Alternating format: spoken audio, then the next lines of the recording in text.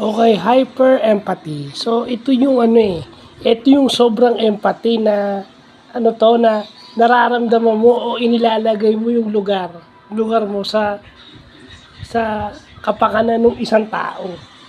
At dahil meron kang hyper empathy, hindi mo maiwasang sila ay tulungan. Yun yung sinasabi eh. Pag meron kang hyper empathy, kasi nare-relate mo agad yung experiences mo na ayaw mong may mangyaring ganon sa ibang tao, which is good. Pero pag sinabing hyper, sobra. Unang-una, financially. Hindi ako sa nagpaparinig baka meron na namang sumasama daw ang loob. No, wala akong pinaparinggan. Ako sinasabi ko lang sa inyo kung bakit kailangan natin ng counseling at professional help. Kasi minsan, baka hindi naaabuso na natin yung sarili natin pagtulong natin sa iba. Baka sabihin na naman ng iba dyan, masama ang loob nila. Mahirap talaga pag nagsasabi ka ng totoo. Hindi sa manipula ko kayo kasi sinasabi rin na pag prangka ka, nagmamanipulit ka. Hindi ko minamanipula yung totoo.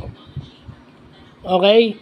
At saka hindi naman din ako naghahanap ng kakampi. So I don't want anyone or ask anyone to have empathy with me. Pag tama ka talaga, mag-isa ka lang talaga. Minsan. Di ba? Pero sa akin, ginagawa ko lang yung dikta ng konsensya ko. Kasi gusto ko, kahit papano, mas makakatulog ako ng mahimbing kaysa dun sa mababader ako dahil wala akong ginawa. Di ba? Yung dikta ng konsensya ko kung dapat ko bang gawin o hindi ko dapat gawin. Yun ang akin. Dikta ng konsensya. Okay? So, yung hyper empathy, yun daw yung yun daw yung sobrang empathy mo, sobrang ina-absorb mo yung feelings ng ibang tao na nare-relate mo sa'yo. And in return, nakakakos yun ng anxiety. At yun na nga, pag sumobra yung anxiety mo, psychosocial disability. Yung sobrang anxiety, emotional anxiety, psychosocial disability na yan. So, hindi porket wala kayong mental illness, hindi kayo magpapa-psychiatric help.